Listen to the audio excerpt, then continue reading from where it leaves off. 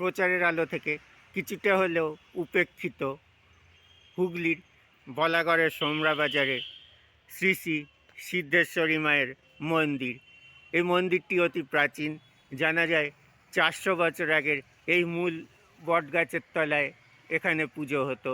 তারপরে এই বটগাছের শাখা বা ঝুড়ি সেইগুলোই আস্তে আস্তে দেখুন কীভাবে ছোট ছোট বটগাছের রূপ পায়।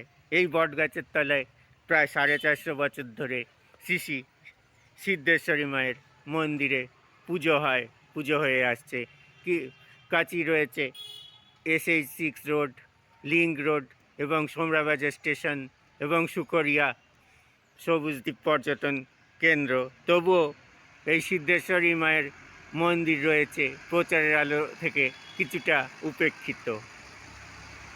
দেখতে থাকুন একটি বিশেষ প্রতিবেদন চিরঞ্জীব চট্টোপাধ্যায়।